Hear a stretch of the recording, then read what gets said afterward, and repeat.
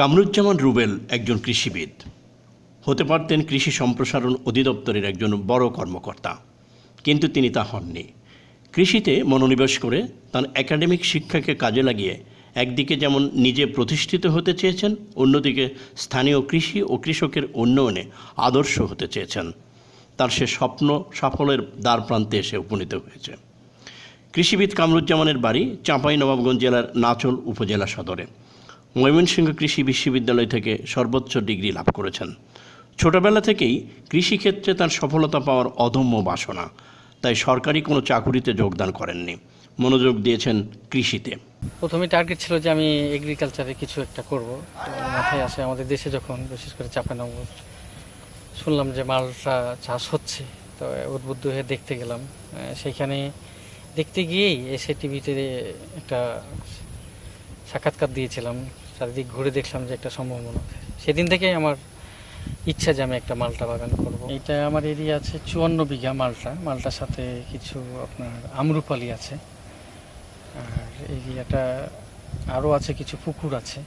হ্যাঁ, মালটা আমার এখানে মালটা গাছ আছে প্রায় 6000, 5,500 মতো আমরুপালি।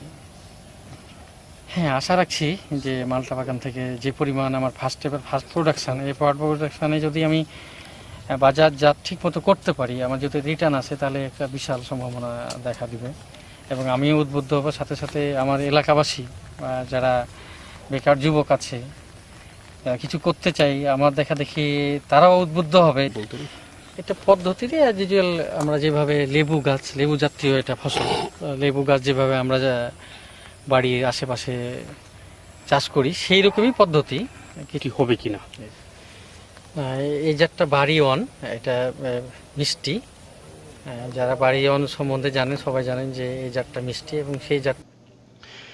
টেলিভিশনে বাংলাদেশে মাল্টা চাষের অপার সম্ভাবনা রয়েছে এবং তা অত্যন্ত লাভজনক, এমন সংবাদ তাকে কিছুটা আগ্রহী করে তোলে। Naogaon multipurpose cooperative society Niamatpur supervising অফিসের সদস্যভুক্ত হন। পরবর্তীতে তার এই স্বপ্ন বাস্তবায়ন করতে নওগাঁ মাল্টিপারপাস কোঅপারেটিভ সোসাইটির তহবিল থেকে তার সদস্য পদের বিপরীতে ঋণ গ্রহণ করেন। নাচল উপজেলা সদর থেকে প্রায় 10 কিলোমিটার দূরে প্রত্যন্ত গ্রামে জগদল নেজামপুর সংলগ্ন মালিয়াখোর মৌজায় তার নিজস্ব 2.5 বিঘা জমির পাশেই 54 বিঘা জমি 12 বছরের জন্য লিজ গ্রহণ করেন। মনামিনা কৃষি কামার থেকে বাড়ি এক জাতের 6000 মাল্টা চারা কিনে এনে রোপণ করেন তার জমিতে। মাল্টা চাষে কতটুকু সফল হবেন বা হবেন না, সেই ভবিষ্যৎ পরিকল্পনায় মাল্টা চারার পাশাপাশি প্রায় 5,500 আমের চারাও রোপণ করেছেন, যার সবগুলোই আম্রপালি।